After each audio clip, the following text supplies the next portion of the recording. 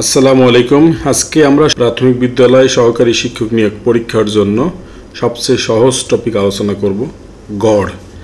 তবে এই গড় থেকে সবচেয়ে বেশি আবার প্রশ্ন আসে, অর্থাৎ এ যাবত যতগুলো প্রশ্ন আসছে, যতগুলো টপিক থেকে সবচেয়ে বেশি প্রশ্ন আসছে গড় থেকে। আপনি ধরেই নিতে পারেন যে এবারও আপনি গড় থেকে একটা প্রশ্ন কমন পাবেন। 10টি সংখ্যার যোগফল 462, প্রথম 4টির গড় 52 এবং শেষ 5টির গড় 38। অঙ্কটা সমাধান করার পূর্বে আমরা গড় সম্পর্কে একটা সাধারণ ধারণা দিই যে গড় জিনিসটা কি। ধরেন এটা একটা ক্লাসরুম, এই ক্লাসরুমে 10টা ছাত্র আছে। এই 10টা ছাত্রই আবার ইনসেপশন অ্যাপে পরীক্ষা দিয়েছে। পরীক্ষা দেওয়ার পর তারা যে নম্বরটা পেয়েছে সেটি হলো এরকম: 50, 49, 48 পেয়েছে 4 জন, 47 পেয়েছে 2 জন এবং 46 পেয়েছে 2 জন। এখন বলা হলো যে এই 10 জন পরীক্ষার্থী যারা ইনসেপশন অ্যাপে পরীক্ষা দিয়েছিল তাদের গড় নম্বর কত বা মোট নম্বর কত। তো তাহলে আমরা গড় নম্বর বের করা বা মোট নম্বর বের করার টেকনিকটা আমরা শিখব। গড় সমান কি করতে হয়, এই যে 10টা ব্যক্তি যারা ইনসেপশন অ্যাপে পরীক্ষা দিল তাদের 10 জনের নাম্বারটা যোগ করতে হয়। যোগ করার পর মোট সংখ্যা দিয়ে, মোট নাম্বার দিয়ে ভাগ করতে হয়, অর্থাৎ 10 জন 10 দিয়ে আমরা ভাগ করলাম। এখন আমরা এটা যে যোগ করি, কীভাবে যোগ করব দেখেন যে একটা রাউন্ড সংখ্যা আছে কত, 50, আর সবগুলো কিন্তু 50-এর কাছাকাছি নাম্বার। তো 50কে যদি আমরা 10 দ্বারা গুণ করি তাহলে হবে 500। আর এই বাকিগুলো দেখেন যে 49 আছে, 50 হতে লাগে 1, 48 আছে, 50 হতে লাগে 2, 48 50 হতে লাগে 2, 48 50 হতে লাগে 2। অর্থাৎ এই যে সংখ্যাগুলো আছে সেগুলো আমরা 50 হতে যত লাগে সেটা আমরা যোগ করি। এখানে 1, এখানে 2 3, এখানে 2 5, এখানে 2 7, এইখানে 2 9, এখানে 3 12, এখানে 3 15, আর এখানে 4 19, আর এখানে 4 23। অর্থাৎ 500 থেকে আমরা 23 বাদ দেব। 23 বাদ দিলে কত হচ্ছে, 477, আর নিচে আছে 10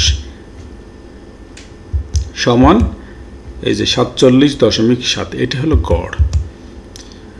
আর এই যে 477 পেলাম আমরা, এটা হলো মোট নম্বর।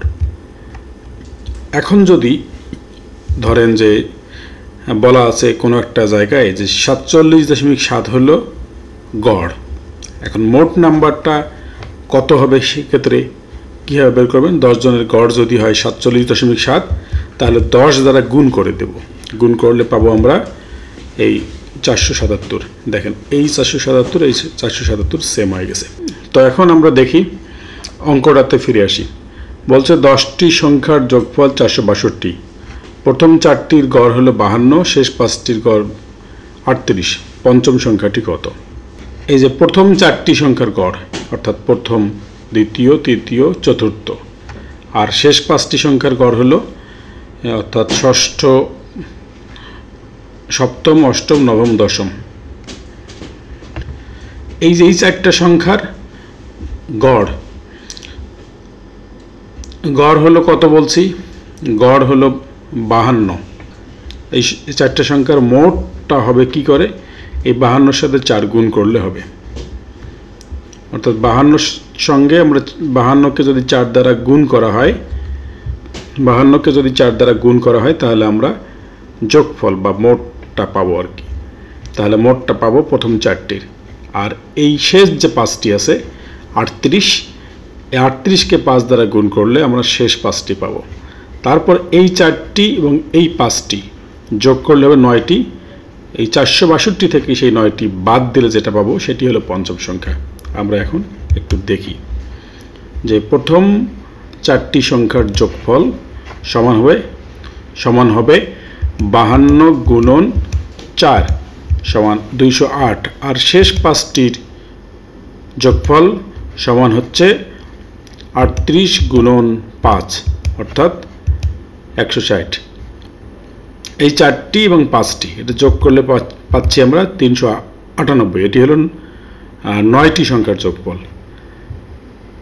10টি সংখ্যার যোগফল হলো 462। এখান থেকে এই 9টি সংখ্যা যদি বাদ দিই আমরা 398, বিয়োগ করলে পাবো 64। এটি হলো পঞ্চম সংখ্যা।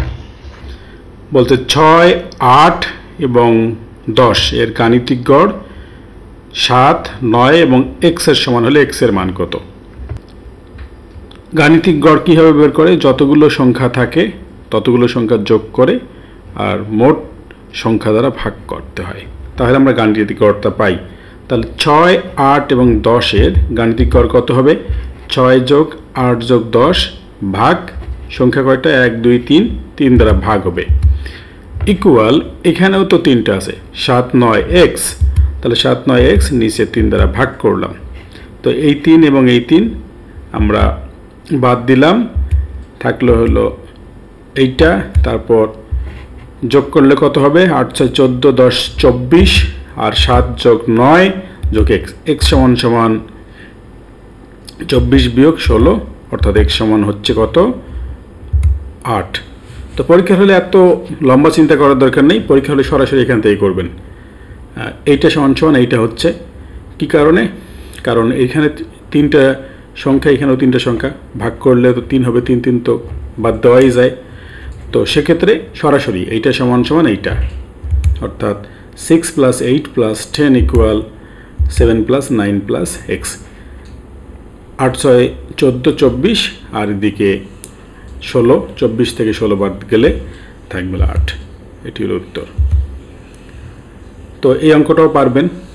দেখেন কি বলছে, 4, 6, 7 এবং x এর গড় মান 5.5 হলে x এর মান কত? কি করবেন? এখানে এই 4টা সংখ্যা যোগ করবেন, অর্থাৎ 4 যোগ 6 যোগ 7 যোগ x সংখ্যা হলো কয়টি? 4টি, ভাগ 4 সমান হলো 5.5। তারপর এটা আপনারা যদি গুণ করে দেন তাহলে হবে 22 হবে, আর 7, 6, 13 আর 4, 17, তাহলে 17 বিয়োগ 22 অর্থাৎ 5 হবে উত্তর। দেখেন সেম অঙ্কটা 2014 সালে আসছে, এটা 15 সালে এসেছিল, এটা 14 সালে আসছিল, একই অঙ্ক কিন্তু। এটাও মোটামুটি কাছাকাছি ধরনের অঙ্ক। দেখেন কি বলছে, 8, 6, 10 এর গাণিতিক গড় 7 এবং কোনো একটা সংখ্যার গাণিতিক গড়ের সমান, অর্থাৎ কি হবে এখানে? 6 যোগ 8 যোগ 10 ভাগ 3 সমান 7 যোগ 9 যোগ x ভাগ 3। 3, 3 তো কাটা যাবে, থাকলো কত? 8 আর 6, 14 আর 10, 24 আর এখানে 7 আর 9, 16 হচ্ছে, তাহলে 8 উত্তর হচ্ছে। আশা করছি ব্যাপারটা সবাই বুঝতে পারছেন। আমরা এই অঙ্ক দুইটা দেখি। 3টি সংখ্যার গড় 6, ওই 3টি সংখ্যা সহ মোট 4টি সংখ্যার গড় 8 হলে চতুর্থ সংখ্যাটির অর্ধেকের মান কত? আমরা আগে এইটা বের করি। 3টি সংখ্যার গড় 6, তাহলে সংখ্যার 3টির যোগফল কত হবে? 18, 3, 6, 18। আর 3টি সংখ্যা সহ মোট 4টি সংখ্যা, অর্থাৎ এই 3টা সংখ্যা সহ আরেকটা সংখ্যা, অর্থাৎ সবগুলো মিলে 4টি সংখ্যা। 4টি সংখ্যার গড় হলো যদি 8 হয়, তাহলে মোট পরিমাণটা হবে কত? 4 × 8, 32।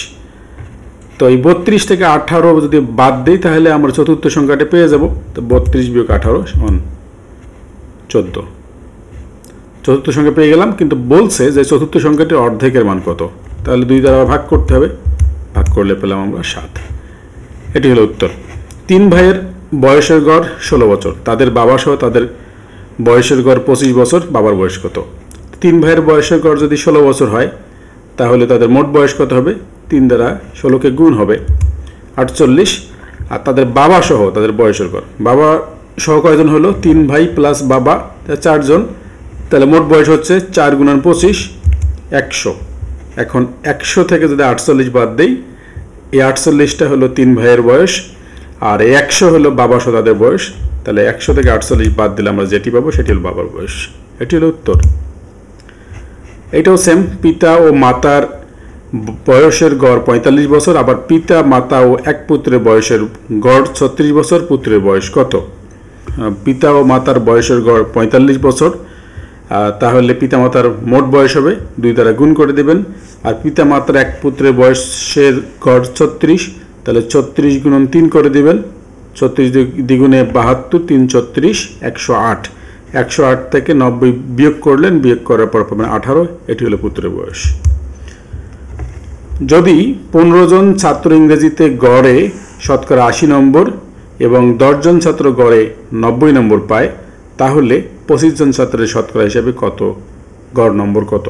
তাহলে 15 জনের নম্বরটাকে আপনার 15 দ্বারা এটাকে গুণ করে দেন, আর এটাকে 10 দ্বারা এটাকে গুণ করে দেন, এটা দুটো যোগ করলেন, যোগ করার পর তাদেরকে আপনি ভাগ করে দেন কত দ্বারা? 25 দ্বারা। তাহলে 25 জন ছাত্রের শতকরা গড় নম্বরটা আপনারা পেয়ে যাবেন। 3 ভাইয়ের বয়সের গড় 16 বছর, তাহলে পিতা সহ 3 ভাইয়ের বয়স, এটা তো সেম অঙ্ক। 3 ভাইয়ের বয়সের গড় 16 বছর, পিতা সহ 3 ভাইয়ের বয়সের গড় 25 বছর হলে পিতার বয়স কত? এটা কিন্তু আগেও আমরা পেয়েছি, আগে ওটা আসছিল, অর্থাৎ একই অঙ্ক বহুবার এসেছে। 3 16 48 আর 4 25 100, 100 বিয়োগ 48 অর্থাৎ 52 বছর হবে। 5 সন্তানের বয়সের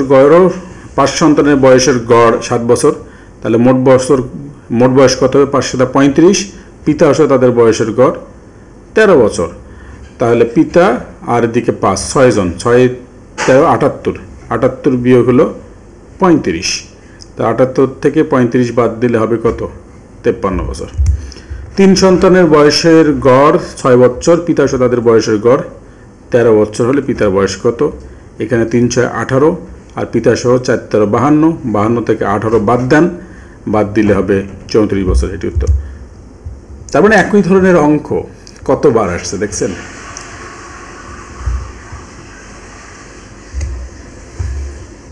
পিতা ও মাতার বয়সের গড় 25 বছর, পিতা মাতা ও পুত্রের বয়সের গড় 18 বছর হলে পুত্রের বয়স কত?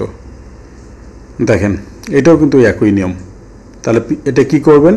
পিতা ও মাতার বয়সের গড় 25 বছর, তাহলে 2 দ্বারা গুণ করলেন, তাহলে পিতা মাতার মোট বয়স পেয়ে গেলেন 50 বছর। পিতা মাতা ও পুত্রের বয়সের গড় 18 বছর, তাহলে হচ্ছে এখানে 3 জন, 3 18 54, 54 থেকে 50 বাদ দেন, তাহলে 4 বছর। 2 সন্তানের বয়সের গড় 10 বছর, মাতা সহ তাদের বয়সের গড় 17 বছর, মাতার বয়স কত? তাহলে 2 সন্তানের বয়সের গড় যদি হয় 10 বছর, 2 দ্বারা গুণ করে দেন, 20 বছর হচ্ছে। মাতা সহ তাদের বয়সের গড় 17 বছর, 3 17 51, 51 থেকে 20 বাদ দেন, তাহলে হচ্ছে 31 বছর।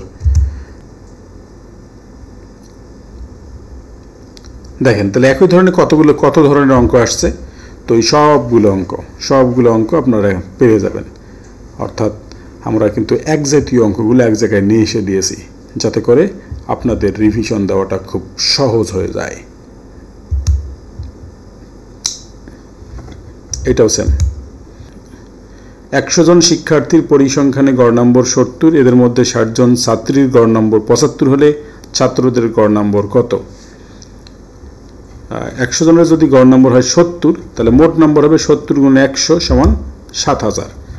এদের মধ্যে 60 জন ছাত্রীর গড় নম্বর হলো 75 করে, তাহলে মোট নম্বর কত হচ্ছে? 6 দিয়ে যদি আমরা 75কে গুণ করি, 75 দ্বিগুণে 150, তাহলে 3 বার হবে, তাই না? 450 আর 0 4500, তাহলে 4500 নাম্বার হলো ছাত্রীদের, আর মোট নাম্বার হলো 7000। 7000 থেকে 4500 বাদ দিলে থাকতেছে 2500, আর এই 2500 নম্বরটা কার? ছাত্রদের। 60 জন যদি ছাত্র হয় আর মোট যদি শিক্ষার্থী হয় 100 জন, তাহলে ছাত্র সংখ্যা কত? 40 জন। তাহলে 2500 ভাগ 40, এটি দিয়ে আপনার কাটাকাটি করেন, 0 0 কাটলাম, আর এটিকে যদি কাটি 4 6 24, হাতে থাকলো 1 আর 0 10, 4 দ্বিগুণে 8, 2, 2-এর জন্য 2কে যদি আমরা 4 দিয়ে কাটি তাহলে হাফ হবে, তাহলে 0.5।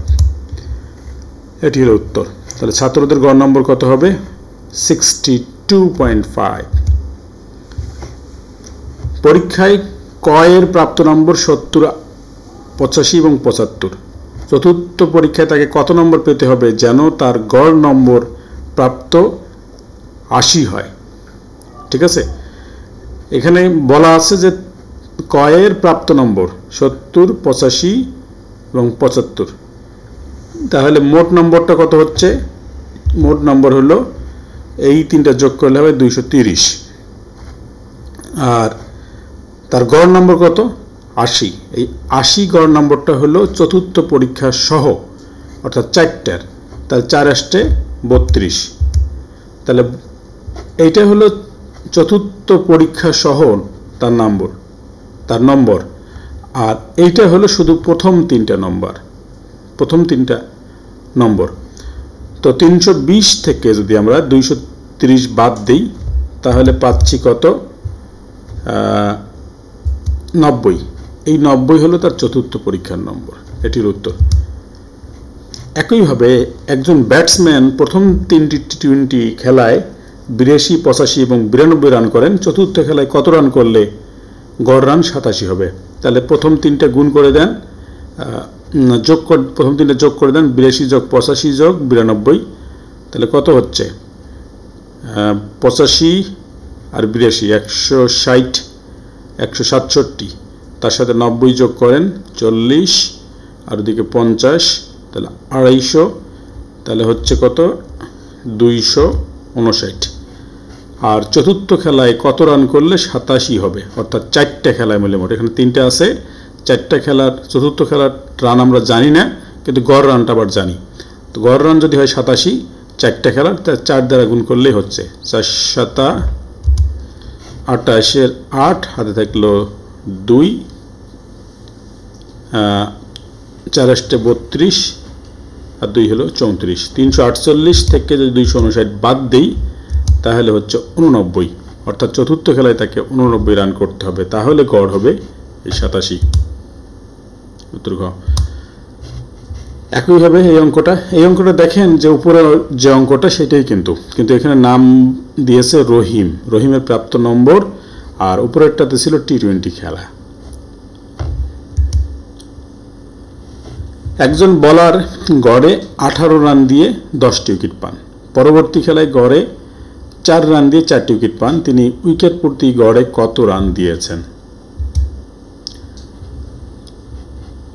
180, অর্থাৎ 18 রান দিয়ে 10টা উইকেট পাইছেন। তাহলে মোট রান দিয়েছেন কত? 18 গুণন 10, কারণ গড়ে 18 রান করে দিছে, একটা উইকেট পাইতে তার 18 রান খরচ করতে হয়েছে। তাহলে 10টা উইকেট পাইতে তাকে খরচ করতে হয়েছে 18 গুণন 10, 180। আর পরবর্তী ইনিংসে গড়ে 4 রান করে দিয়ে 4টি উইকেট পান, অর্থাৎ একটা উইকেট পাইতে তাকে 4 রান খরচ করতে হয়েছে। তাহলে 4টে উইকেট পেতে তাকে খরচ করতে হয়েছে 4 4 16 রান। তাহলে মোট রান সে দিয়েছে কত? 196। তাহলে উইকেট প্রতি রান কত? এইখানে দেখেন 10টা উইকেট পায়, আর এখানে পায় 4টা, তাহলে 14 দ্বারা ভাগ করে দেন। 14 দ্বারা ভাগ করলে কত হচ্ছে? 14। এটি হলো উইকেট প্রতি রান একজন বলারের। উত্তর গ। একজন বলার 17 রান দিয়েছেন, গড়ে 7টি উইকেট পান। পরবর্তী ইনিংসে 8 রান দিয়ে 3টি উইকেট পান। তিনি উইকেট প্রতি গড়ে কত রান দিয়েছেন? এটা হলো, এটার আগেরটার মতোই করবেন। 7 গুণন 18, তার সাথে যোগ করবেন 8 গুণন 3, যোগ করে যেটা পাবেন সেটাকে আপনি এই 7 আর 3 10 দ্বারা ভাগ করে দেবেন, তাহলে উত্তর চলে আসবে। একজন বলার গড়ে 20 রান দিয়ে 12 উইকেট পান। পরবর্তী খেলায় 4 রান দিয়ে 4টি উইকেট পান। তার উইকেট প্রতি রান কত? এখানেও আগেরটার মতোই 20 গুণন 12 যোগ 4 গুণন 4 সমান সমান যেটা হবে সেটিকে ভাগ করবেন। এই 12 উইকেট আর 4 উইকেট কত হয়? 16 দ্বারা ভাগ করবেন, তাহলে উত্তর চলে আসবে। একজন বোলার গড়ে 22 রান দিয়ে 6টি উইকেট পান। পরবর্তী খেলায় 14 রান দিয়ে 4টি উইকেট পান। তিনি গড়ে উইকেট প্রতি কত রান দিয়েছেন? এটিও কিন্তু আগের মতোই 22 গুণন 6 করবেন, যোগ 14 গুণন 4, যোগফল যেটি হবে সেটিকে আপনি ভাগ করবেন 4টি উইকেট আর 6টি উইকেট, 6টি উইকেট আর 4টি উইকেট, অর্থাৎ 10 দিয়ে ভাগ করবেন, তাহলে উত্তর চলে আসবে। 1 থেকে 99 পর্যন্ত সংখ্যা সমূহের গড় কত? এটা মূলত ধারার অঙ্ক। আপনারা এটা নিয়মটা হলো যে প্রথম সংখ্যা যোগ শেষ সংখ্যা ভাগ 2। প্রথম সংখ্যা কত? 1, যোগ শেষ সংখ্যা হলো 99, ভাগ হলো 2, তাহলে সমান হচ্ছে কত? 99 আর 1 হচ্ছে 100, 100 ভাগ 2 সমান হলো 50। পিতা ও 2 পুত্রের বর্তমান গড় বয়স 23 বছর। 3 বছর পর 2 পুত্রের গড় বয়স 13 বছর হলে পিতার বর্তমান বয়স কত? আমরা বর্তমান বয়স তো এই পিতা ও দুই পুত্রেরটা বর্তমান বয়সের গড় তো জানি, তাহলে মোট বয়সটা বের করি। মোট বয়স কত হবে? 69, কারণ তাদের গড় হলো 3 জনের 23 আর মোট হলে 3 দ্বারা গুণ করতে হবে। তো 3 বছর পর পিতা 3 বছর পর দুই পুত্রের গড় বয়স হলো 13 বছর, তাহলে 3 বছর পর তাদের মোট বয়স কত হবে? 26 বছর। 26 বছর হলো 3 বছর পর, তাদের 3 বছর আগে মানে বর্তমান সময়ে তাদের বয়স কত হবে? যেহেতু 2 জন, একজনের জন্য 3, 3 দুগুণে 6, 6 যদি আমরা বাদ দেই তাহলে আমরা পাবো দুই পুত্রের বর্তমান বয়স।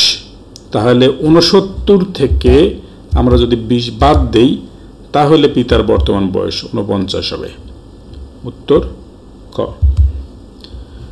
20 জন বালক ও 15 জন বালিকার গড় বয়স 15 বছর।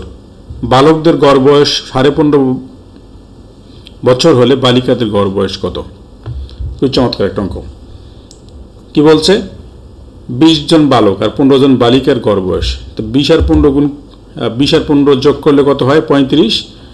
আর গড় বয়স যেহেতু আছে আমরা মোট বয়সটা বের করে ফেলি। 35 গুণন 15 সমান হচ্ছে এই 5 15 75 5, হাতে থাকলো 7, 3 15 45 আর 7 52।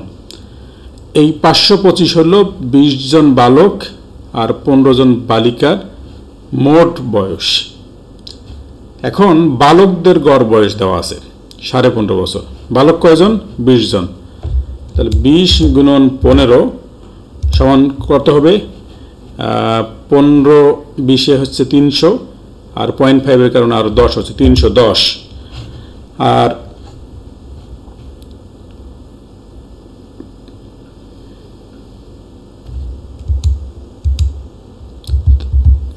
তাহলে আমরা যদি এখন বিয়োগ করি, বিয়োগ করলে যে বয়সটা পাবো সেটা হলো কার বয়স? বালিকাদের বয়স। 215 বছর। এখন বালিকার সংখ্যা কয়জন? 15 জন। তা 15 দ্বারা যদি ভাগ করি তাহলে আমরা পেয়ে যাব বালিকাদের গড় বয়স। তা 15 দ্বারা যদি ভাগ করি তাহলে কি হবে? 15 কে 15, 1 হাতে থাকলো কত?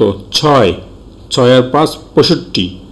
তাহলে 4 15 65 আর থাকলো 5, মানে 5 বছর। 1 বছর সমান আমরা জানি যে 12 মাস, তাহলে 5 বছর সমান হচ্ছে 60 মাস। এই 60কে যদি আমরা 15 দ্বারা ভাগ করি তাহলে 4 হবে, অর্থাৎ 14 বছর 4 মাস। উত্তর খ, এটি হল উত্তর। এই অঙ্কটাই দেখেন, হুবহু এই অঙ্কটাই প্রাক প্রাথমিক সহকারী শিক্ষক নিয়োগ পরীক্ষা দানিউব 2013, আরেকটা হলো দাজলা 2013-তে এসেছিল। 11 জন লোকের গড় ওজন 70 কেজি। 90 কেজি ওজনের একজন লোক চলে গেলে বাকিদের গড় ওজন কত হবে? আমরা 11 জনেরটা আগে বের করি। 11 জনের গড় ওজন দেওয়া আছে 70 কেজি, তাহলে মোট ওজন কত হবে? 70 গুণন 11 770। আর 90 কেজি ওজনের একজন লোক চলে গেলে, তো এখান থেকে বাদ দেন 90, বাদ দিলে হবে কি? 680। এটা কত জনের বয়স? এটা কত জনের ওজন? 11 জন থেকে 90 কেজি একজন গেল, ওটা 10 জনের। এখন 10 দিয়ে যদি ভাগ করি তাহলে আমরা বাকিদের গড় ওজন পেয়ে যাব, সমান হলো 68। এটি হলো উত্তর। পিতা পুত্রের বয়সের সমষ্টি 60 বছর। মাতার বয়স পুত্রের বয়স অপেক্ষা 20 বছর বেশি। পিতা ও মাতার গড় বয়স কত? এখানে একটা বোঝার ব্যাপার আছে, যে দেখেন বলছে যে পিতা ও পুত্রের বয়সের সমষ্টি 60 বছর, আর মাতার বয়স পুত্রের বয়স অপেক্ষা 20 বছর বেশি। এখানে যা আছে সেখানে পিতা এবং পুত্রের বয়স আছে, সাথে যদি আমরা 20 যোগ করি তাহলে পিতা এবং মাতা চলে আসলো। কারণ কি? মাতার বয়স পুত্রের বয়স অপেক্ষা 20 বছর প্লাস 20 সমান হচ্ছে 80। তাহলে এটা হলো পিতামাতার বয়সের সমষ্টি। 2 দ্বারা ভাগ করলে আমরা গড় পেয়ে যাব। শব্দ করো না 40 বছর। এটি হলো উত্তর। 6 জন পুরুষ 8 জন স্ত্রীলোক, একজন বালকের বয়সের গড় হলো 35 বছর। 6 জন পুরুষ আর 8 জন স্ত্রীলোক, কত হলো 14, আর একজন বালক, মোট হলো 15। এই 15 জনের গড় বয়স হলো 35 বছর। তাহলে মোট বয়স কত হবে, গুণ করলে হচ্ছে 525। এটা 525 হলো 6 জন পুরুষ, 8 জন স্ত্রীলোক, একজন বালকের বয়সের গড়। একজন বালক, 6 জন পুরুষ, 8 জন স্ত্রীলোক ও একজন বালকের মোট বয়স। আর পুরুষদের গড় বয়স হলো 40 বছর। পুরুষ কয়জন, 6 জন, তো 6 গুণন 40 সমান হলো 240। এবং স্ত্রীলোকদের বয়সের গড় হলো 34 বছর। স্ত্রীলোক কয়জন, 8 জন, তাহলে 8 গুণন 34, 8 গুণন 34 সমান হচ্ছে 272। এখন দেখেন এই যে 240 এবং 272 যদি আমরা যোগ করি, যোগ করলে পাবো হলো 512। এই যে 0 আর 2, 2, 4 আর 7, 11 1, হাত থাকলে 1, 4 আর 1 হলো 5। 512 হলো এই পুরুষদের বয়স এবং স্ত্রীদের বয়সের যোগফল। তাহলে এইখানে আছে 6 জন পুরুষ, 8 জন স্ত্রীলোক, একজন বালকের মোট বয়স, আর এখানে আছে এই 6 জন পুরুষ আর 8 জন স্ত্রীলোকের বয়স। তো এটা থেকে এটা যদি বাদ দিই আমরা, তাহলে আমরা বালকের বয়সটা পেয়ে যাব 13 বছর। হুবহু সেম অঙ্কটা এসেছে প্রাক প্রাথমিক সহকারী শিক্ষক নিয়োগ পরীক্ষা 2015 সালে। একই অঙ্ক আবার এসেছে প্রাথমিক বিদ্যালয় সহকারী শিক্ষক নিয়োগ পরীক্ষা 2019 সালে, অর্থাৎ প্রাথমিক বিদ্যালয় সহকারী শিক্ষক নিয়োগ পরীক্ষা অঙ্ক রিপিট হয়। পিতা ও পুত্রের বয়সের গড় 30 বছর। 6 বছর পরে তাদের বয়সের অনুপাত 5:1 হলে পুত্রের বর্তমান বয়স কত? আচ্ছা, পিতা ও পুত্রের বর্তমান বয়স কত? গড় 30, তাহলে মোট বয়স হবে কত? 60। 2 জন 30 গুণন 2, 6 বছর পরে তাদের বয়সের অনুপাত। আর 6 বছর পর কি হবে? 6 বছর পর পিতার বয়সও 6 বছর বাড়বে, পুত্রের বয়সও 6 বছর বাড়বে। তাহলে 60-এর সঙ্গে যোগ হবে কত? 12, সমান হলো 72। এই 72টা হলো 6 বছর পর পিতা ও পুত্রের মোট বয়স। তো 6 বছর পর তাদের বয়সের অনুপাত দেওয়া আছে 5:1। তো অনুপাতের ক্ষেত্রে কি করা হয়, যে আমরা যেটি বের করি সেটি আমরা উপরে লিখি, আর অনুপাতের যোগফলটা নিচে লিখতে হয়। 5 আর 1 যোগ করলে কত হচ্ছে? 6 হয়। আর বের করব কার? পুত্রের বের করব। তাহলে পুত্রের হলো কত? 1, একটা উপরে লিখলাম আর নিচে লিখলাম হলো কত? 6। সরি, এখানে 6 হবে।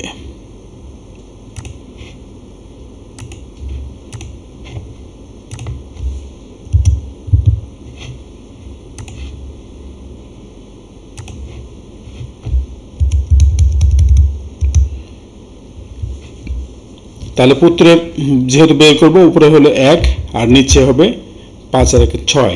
6 দিয়ে আমরা 12কে যদি কাটি হবে 72, 6 12 72, অর্থাৎ 12 বছর। 12 বছর হলো 6 বছর পরে পুত্রের বয়স। বর্তমান বয়স কত হবে? তাহলে 6 বাদ দিতে হবে, 6 বাদ দিলে হচ্ছে 6। এটি হলো পুত্রের বর্তমান বয়স। উত্তর গ। একজন ডিম বিক্রেতা প্রতি ডজন ডিম 101 টাকা দরে 5 ডজন, 90 টাকা দরে 6 ডজন ডিম কিনে কত টাকা দরে বিক্রয় করলে তার ডজন প্রতি 3 টাকা লাভ হবে? 101 টাকা দরে কয় ডজন? 101 টাকা দরে 5 ডজন, তাহলে মোট হচ্ছে 505। আর 6 ডজন হলো 90 টাকা দরে, যোগ হলো 540। এখন আমরা যদি এটা যোগ করি কত হচ্ছে? 1045। আর মোট কত ডজন? 5 আর 6 11 ডজন। 11 দিয়ে যদি আমরা ভাগ করি, 9 11 99, 9 5 5 11 55, 95, অর্থাৎ 95 টাকা করে প্রতি ডজন সে কিনছে গড়ে। এখন লাভ করতে হবে 3 টাকা ডজন প্রতি, তাহলে এর সঙ্গে 3 যোগ করে দেন, যোগ করলে হচ্ছে 98। এটি হলো উত্তর। পরেরটাও সেম একইভাবে করবেন। 21 এবং 15 গুণ করে দিলেন, 14 এবং 20 এটিও গুণ করে দিলেন, করার পর যোগ করলেন। যোগ করার পর এই 15 ডজন আর 20 ডজন কত হচ্ছে? 35 ডজন দ্বারা ভাগ করে দেবেন। ভাগ করার পর যেটি আসবে তার সাথে 5 যোগ করে দেবেন, তাহলে উত্তর পেয়ে যাবেন। 10টি সংখ্যার যোগফল 400, তাদের প্রথম 6টির গড় 40 এবং শেষ 6টির গড় 30, ষষ্ঠ সংখ্যাটি কত? 10টির যদি যোগফল হয় 400 আর 6টির গড় হচ্ছে 40, তো 6 গুণন 40 হলে মোট পাচ্ছি 640, আর শেষ 6টির গড় 30 দেওয়া আছে, গুণ করলে মোট পাচ্ছি। তো 240 যোগ 180 যদি যোগ করি তাহলে হচ্ছে কত? 420। এই 420 থেকে যদি 400 বাদ দিই তাহলে হচ্ছে পাচ্ছি 20। এই 20টা কি সেটা বোঝার জন্য আমরা একটু পিছন থেকে চিন্তা করি। ধরেন যে সংখ্যা হলো 10টা, প্রথম, দ্বিতীয়, তৃতীয়, চতুর্থ, পঞ্চম, ষষ্ঠ, সপ্তম, অষ্টম, নবম, দশম। এখন দেখেন যে প্রথম 6টি, এই যে প্রথম 6টি সংখ্যার যোগফল কত বলছে? 40। প্রথম 6টি সংখ্যার গড় হলো 40, অর্থাৎ যোগফল পেলাম আমরা 240। আর শেষ 6টি সংখ্যা, এই যে পঞ্চম থেকে এই পর্যন্ত 180, অর্থাৎ এই 180 এবং 240 দুটার মধ্যে কিন্তু পঞ্চমও আছে, ষষ্ঠ আছে। যখন আমরা এই 400 বাদ দিলাম তখন আমরা যেটি পেলাম এই 20 পেলাম, এই 20 হলো পঞ্চম এবং ষষ্ঠ, এই পঞ্চম এবং ষষ্ঠ মিলে হলো 20। এখন 2 দ্বারা ভাগ করলে আমরা পাবো হলো ষষ্ঠ বা পঞ্চম, যে কোনো একটা, সেটা 10 হচ্ছে। তো এই অপশনগুলো কোনোভাবেই সম্ভব নয়, উত্তর হলো ঘ। যদি 20-এর কম কোনো একটা অপশন থাকতো তাহলে সেটি উত্তর হতে পারতো। 15 যদি থাকতো 15 উত্তর হতে পারতো, তাহলে ষষ্ঠ যদি 15 হতো তাহলে পঞ্চম হবে 5, ষষ্ঠ যদি 10 হয় পঞ্চমও 10, ষষ্ঠ যদি হয় 5 হয় পঞ্চম 15, এই তো বিষয়টা। তো এই হলো মোটামুটি গড় সম্পর্কে আলোচনা। আমরা খুবই স্বল্প সময়ে প্রায় 40টি অঙ্ক কিন্তু সমাধান করেছি। প্রাথমিক বিদ্যালয়ের সহকারী শিক্ষক নিয়োগ পরীক্ষায় গড় থেকে প্রতি বছরেই প্রশ্ন আসে, আবার এটি সবচেয়ে সহজ একটা টপিক। তো আশা করা যায় আমাদের আলোচনা থেকে গড় সম্পর্কে যত ধরনের কনফিউশন ছিল সবগুলো দূর হয়ে গেছে, এবং গড় থেকে কোনো একটা প্রশ্ন আসলে আপনারা অবশ্যই পারবেন। আবারও আপনাদের সাথে কথা হবে নতুন কোনো বিষয়ে, নতুন কোনো ভিডিওতে। সে পর্যন্ত সবাই ভালো থাকুন, সুস্থ থাকুন। সবাইকে আমার সালাম। আসসালামু আলাইকুম ওয়া রাহমাতুল্লাহ।